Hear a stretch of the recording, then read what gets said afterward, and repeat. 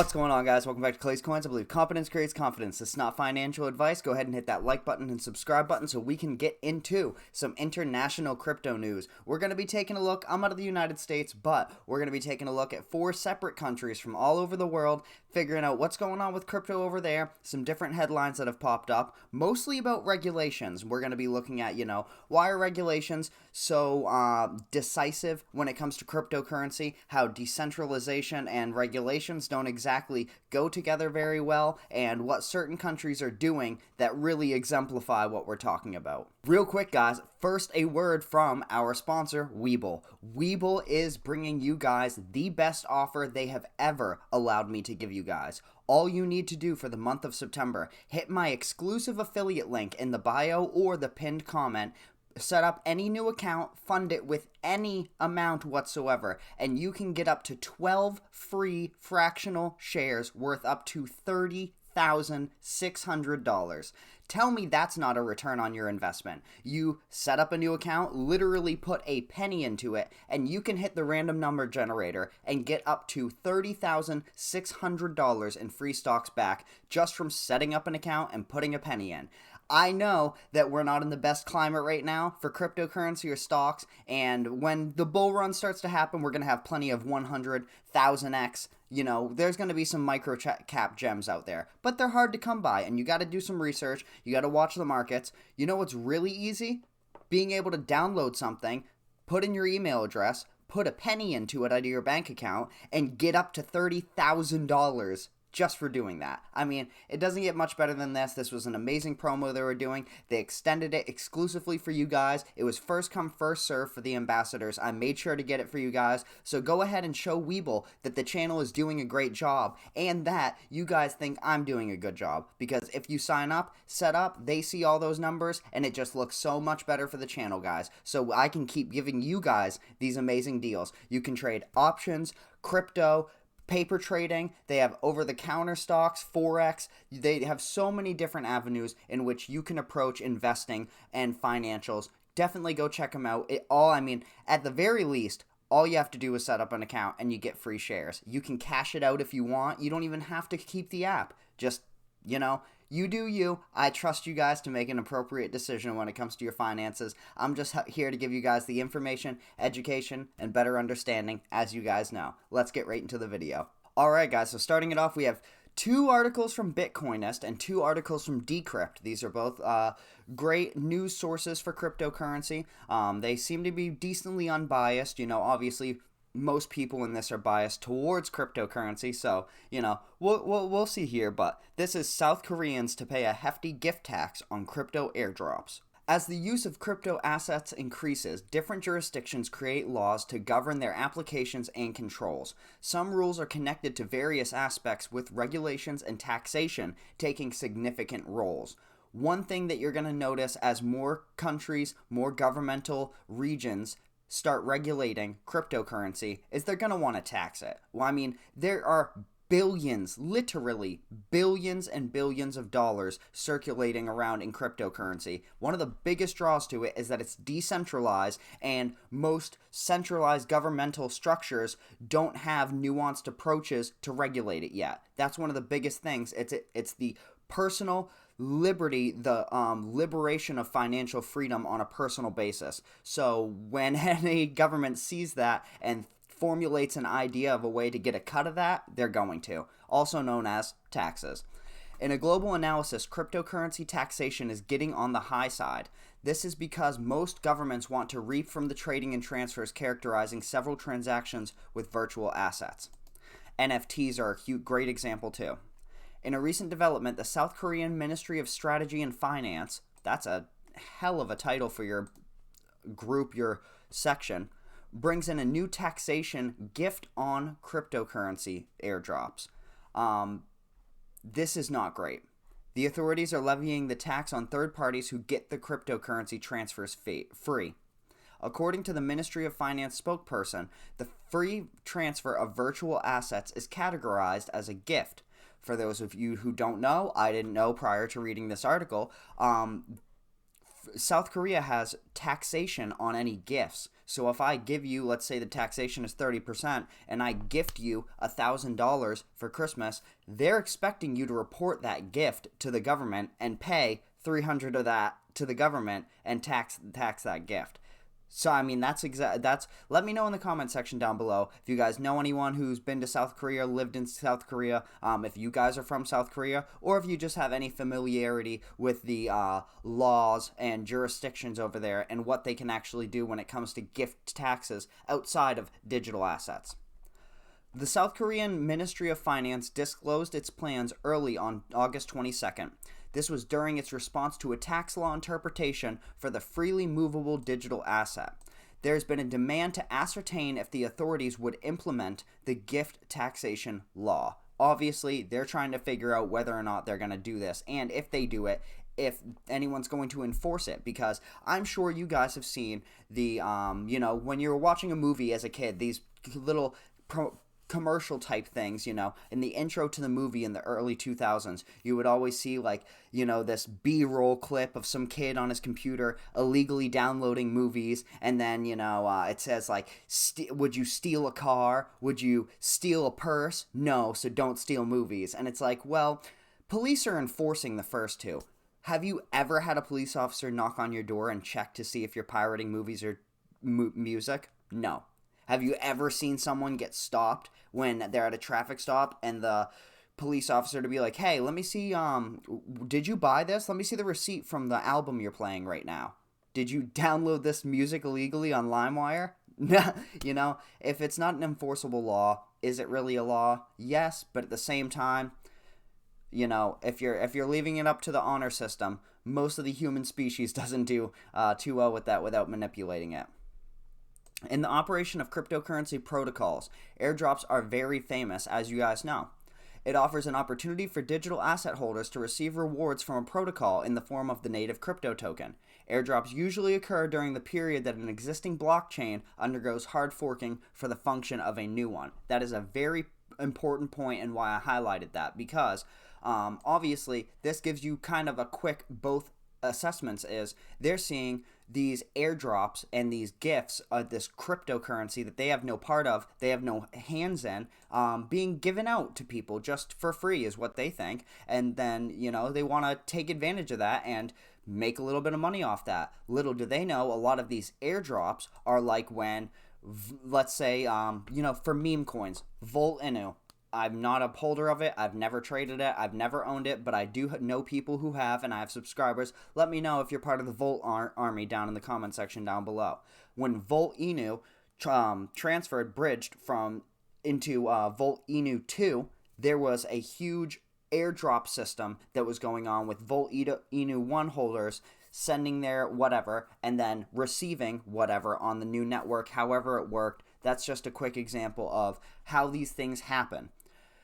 Imagine being taxed on cryptocurrency that you've already purchased just to get your cryptocurrency that you purchased back. That's where these things can get very tricky. And if you don't have a governmental structure or people, elected officials in that structure that really understand how these things work, it's very hard to discern what is an airdrop and what is you getting what's rightfully yours. Also, it can happen when depositing crypto assets to a blockchain network. A gift tax also applies to crypto staking, where customers receive rewards as digital assets. That one blows my mind. That one sucks. And that one makes me think that South Korea has a much more strict governmental structure than the United States does, because the fact that, like Ethereum on Coinbase, if you stake Ethereum on Coinbase, you earn 4% APY or whatever it is. So they're trying to say that because you put up your own Ethereum and you're donating it for liquidity, and they're saying, since you're doing that, doing us a favor, you believe in Ethereum, waiting on Ethereum 2.0, we're going to give you 4% APY based on what you gave us as, kind of compensation for you loaning us some liquidity or loaning us whatever we need for the time being. They're trying to tax that 4% that you get. They literally have nothing to do with that money, and they're trying to take their piece. Governments are governments, so A report from a South Korean local news publication mentioned that 2025 is the considerable time for the kick of taxes on digital asset capital gains, but gifting virtual assets will still fall under the current jurisdiction.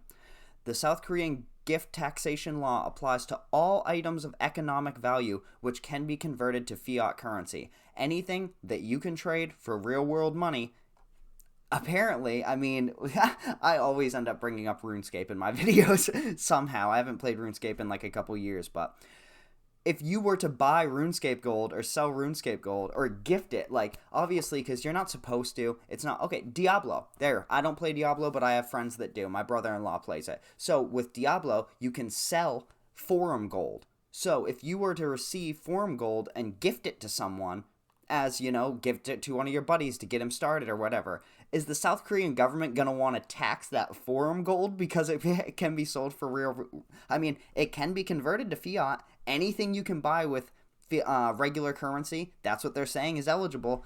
And not only is it eligible, it's eligible between 10 and 50% of the total values. That's insane. Imagine getting $500 for Christmas, and then South Korean government is like, yeah, $250 of that's ours, bud. Merry Christmas. It's crazy that this is even a thing. Users with the obligation of paying gift tax are expected to file for the gift taxation within 3 months of getting them. So not only do you need to pay, it's up to you to let the government know that you got money as a gift and to pay it within 3 months, mind you. They're not waiting. This present situation, I know people who have waited on their tax return for longer than 3 months. And like, the hypocrisy, right? This present situation may prove unacceptable for many crypto enthusiasts in South Korea, you think?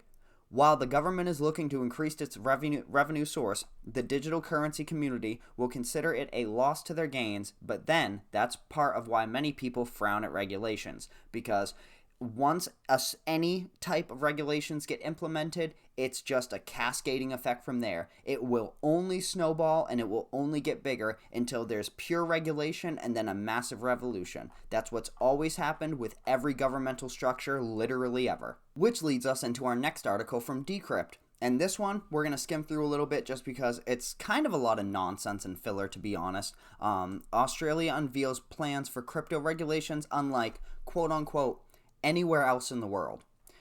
That's a really bold claim, and they don't really have much to say to back it up, which is why I said we'll skim in through it, because you can tell that the elected officials who put this statement out were really trying to turn some heads, get some PR out, because Australia's crypto regulators are attempting to go where no government has ever gone before. That's according to them, at least. In a statement Monday, the Australian Treasury announced a multi-step plan to establish a crypto regulatory framework that it claims will be more thorough and better informed than those previously established anywhere else in the world. Key to the government's approach will be a form of market research it's calling token mapping. Token mapping will allow officials to view and evaluate nuanced trends in Australian crypto markets to best identify how crypto assets and related services should be regulated. So, a key to the government's approach of regulation is a system they're going to use called token mapping that will allow it to figure out how it should be regulated. See what I mean? Today's statements from Jim Chalmers, Australia's treasurer under Prime Minister Anthony Albanese, emphasized the importance of comprehensively understanding crypto markets before drafting regulations. So the regulations they want to implement will allow them to create regulations. The previous, that is just like political speech in a perfect real world example of like, you know, part of my policies are going to be to make better policies. And everyone's like, yeah, we want better policies. He's saying he's going to do something. He's not wrong. He's just not really saying anything. It's like the Migos when they rap, you know, the beats bump, the flows are good, but they really don't be saying shit, you know. they don't say much. The previous government dabbled in crypto asset regulation but prematurely jumped straight to options without first understanding what was being regulated. The Albanese government is taking a more serious approach to work out what is in the ecosystem and what risks need to be looked at first. So they're saying The old government didn't do it right. We're going to do it better. And by doing that, we're going to take our time. I mean, it's just, they're kind of just going at the old government and saying we're going to do it better. In December 2021, Chalmers' predecessor, Treasurer Josh Friedenberg, pledged to take out crypto out of the shadows by creating a comprehensive crypto regulatory framework. In May, however, Friedenberg and the rest of Prime Minister Scott Morrison's government were ousted in a federal election. See where this becomes a little bit more political than it necessarily needs to be. The Albanese government now claims its approach to crypto will be more nuanced, cautious, and research-heavy than the previous administration, which is newer, better, smarter. They're just trashing the old administration. Last December, Friedenberg's Treasury Ministry released a report on transforming Australia's payment system that committed to completing a similar token mapping exercise by the end of 2022. The findings collected from that project, in combination with other reports and consultations, were meant to inform a crypto regulatory framework to be established the following year. According to today's statement, the Albanese government's token mapping project will identify notable gaps in the regulatory framework, progress working on a licensing framework, review innovative organizational structures, look at custody obligations for third-party custodians of crypto assets, and provide additional consumer safeguards. All of this is control. This is just how we can lock this down in a way that sounds good, but we know won't be good. According to the Treasury Ministry, a public consultation paper further fleshing out the token mapping process will be released soon. A timeline for when the Albanese government plans to turn its findings from that exercise into legislation, however, remains unclear. When asked for further clarity in this regard, the Treasury did not immediately respond to a request for comment, which once again means that they don't really know what they're going to do. They are just straight up talking trash about the last administration and saying, no matter what, we'll do better than they did. And here we are. So, let me know if you guys live in Australia, New Zealand, anywhere in that section of the world. Be pretty cool. Comment down below and let me know. I know Australia has, the last couple years, really started to fall into the overall regulations of a lot of their living situations. So, it's not surprising to see, in my opinion, but it's surprising to see them say a lot without really saying anything. But it's politics, so, I mean, I guess that's par for the course when you think about it. Coming in with our second article from Bitcoinist. This one makes me laugh. This is why these governmental structures want regulation. If you give people anything, they're gonna ruin it. The certain smallest percentage of idiots are always the loudest. They always make the dumbest decisions, and it's always painted with a broad stroke brush on how the rest of the people in that criteria act. Crypto exchange CEO refuses to step down after $73 million loss. Let's talk about yeeting some millions and $70 million in crypto and not quitting. Crypto exchange ZipMex founder Marcus Lim has stated that he will continue to oversee the troubled firm unless its new shareholders ask him to step down. So, things are bad, but until the shareholders ask him to step down, he won't. He's gonna sink with the ship, Admirable. Well, in fact, shareholders and potential investors are urging that Lim resign. So, that really doesn't. Blaming his leadership decisions that led to a severe liquidity shortage, while ZipMex has been handed a 3-month reprieve to turn things around, i.e. bailout. Last week, Singapore's Supreme Magistrate granted ZipMex 3 months of creditor protection, allowing the Australian-founded exchange extra time to raise between $50 million and $80 million in fresh capital. Because if you just lost $73 million, why wouldn't you be able to raise $80 million? The creditor protection will prevent ZipMex from being sued until December 2nd of this year. The company initially requested a 5-month reorganization reprieve, which means please give us 5 months to try and flee the country. And they said, no, you got 3, pay that money back, or you're getting sued. During a recent interview with the Australian Financial Review, Lim claimed that he will remain in his position until all investors receive their money back. the balls on this guy to just sit there with $73 million burning beneath him and say, I'm the captain now. I'm not going anywhere. It's crazy. In order to achieve this objective, the CEO of ZipMax, who owns nearly a quarter of the company, now you start to see why, must seek to recruit new majority owners. Because, if getting majority owners and investors wasn't difficult at all, try losing $73 million, having 3 months to raise $80 million, and during that climate, finding new investors. Yeah, what sales pitch are you guys using to get someone to purchase a majority share of your company when you just lost $70 million, you refuse to step down, and you have 3 months to raise $80 million? I don't know. He indicated that they are developing a strategy to repay the roughly 400,000 affected clients in full. That is so many people.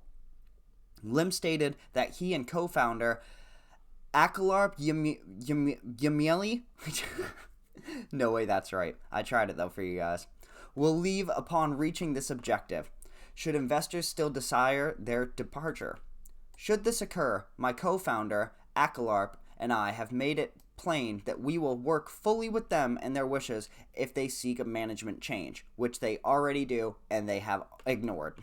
A key shareholder of the exchange issued Lim a letter requesting his resignation, citing a loss of confidence between partners, which is the worst thing you ever want to hear in a financial sense, and the consequences from the Babel disclosure, according to a Bloomberg story citing a person with knowledge of the situation, also known as a snitch. ZipMax troubles and the crypto market turmoil's domino effect. ZipMax, which employs over 250 people in Indonesia, Singapore, Thailand, and Australia, so this is a large organization, is just one crypto-based company encountering spiraling liquidity difficulties as a result of highly leveraged trading tactics that were rapidly unraveled following a dramatic market decline, which is a bunch of words saying they were leveraged to the tits, yeeted it, and absolutely did not cash out the way they wanted to. The defaults immediately triggered a domino effect. Less liquidity, they got to pay a bunch of money back, and the market's going down when they thought it would go up. After filing for creditor protection last week, neighboring Singaporean crypto lender HODLNOT has announced massive employment cuts pending police proceedings during the previous several days, which is never what you want to hear if you're an employee of a company, that you're being laid off or straight up cut from your job pending police proceedings. What a way to go to work. Mid-July 2020 marked the first time that ZipMax ceased withdrawals, with market conditions at the time prompting the action. It partially reinstated withdrawals, but its Z wallet, which permits incentive-based deposits, remained unavailable.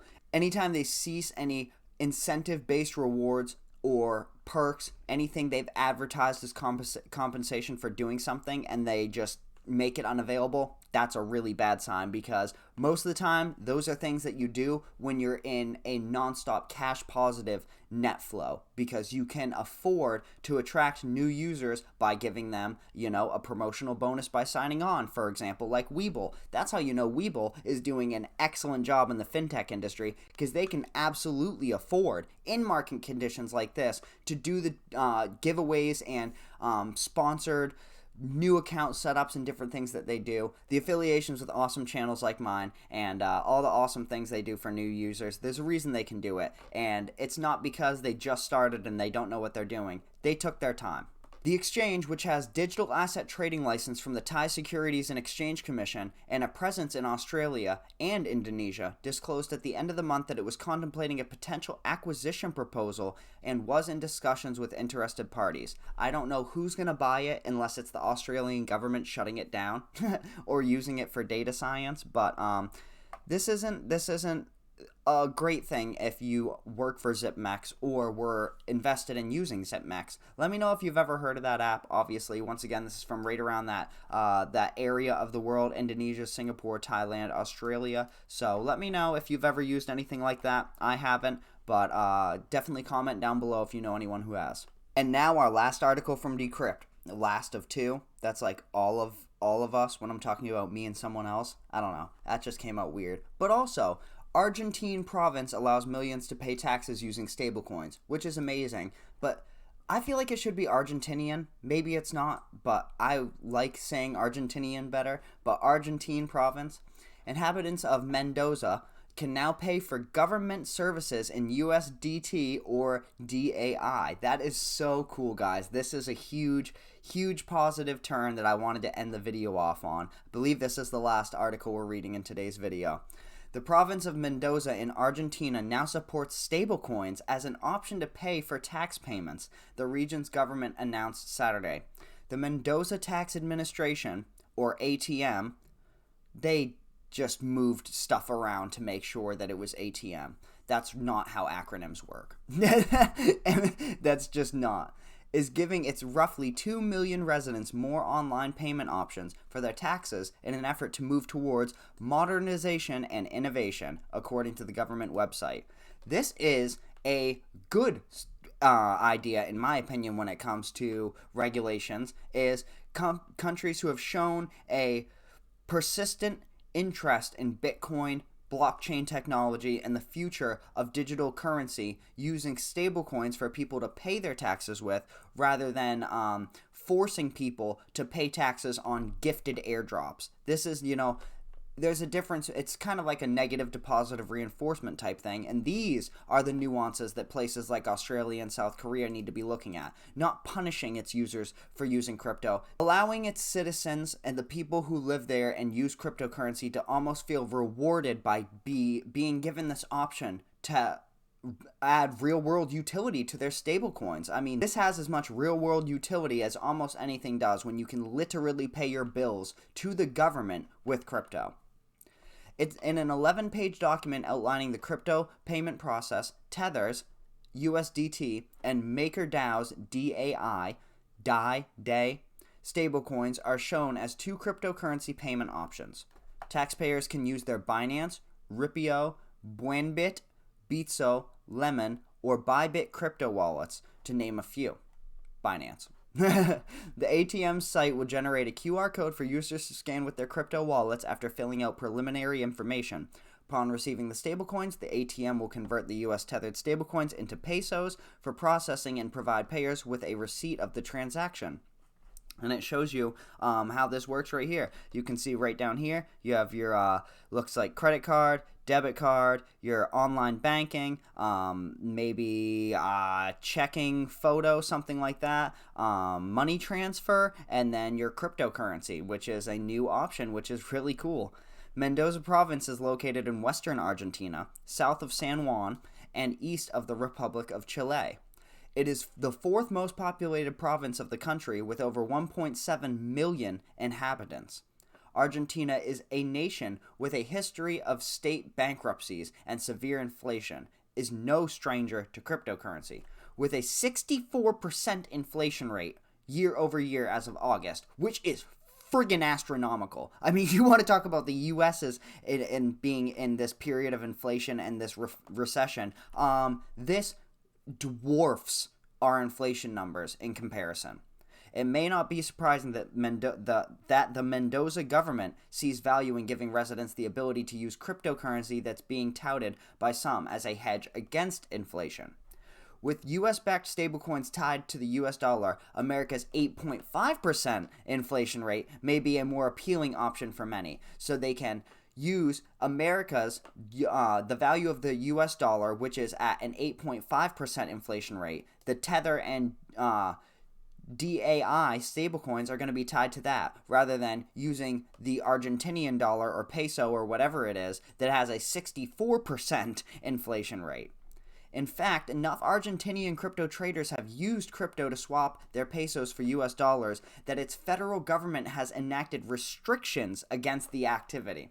Last month, Argentina's central bank said that anyone buying cryptocurrency would be barred from accessing the country's currency exchange market, supposedly in an effort to curb USD conversions, because you're not putting any more money back into your own economical structure if you're converting it to another country's currency. So I understand, but they probably should have taken steps in between here and here to stop this, rather than a loophole being opened, everyone filling into it, and then they just close it off and say you can't do that anymore.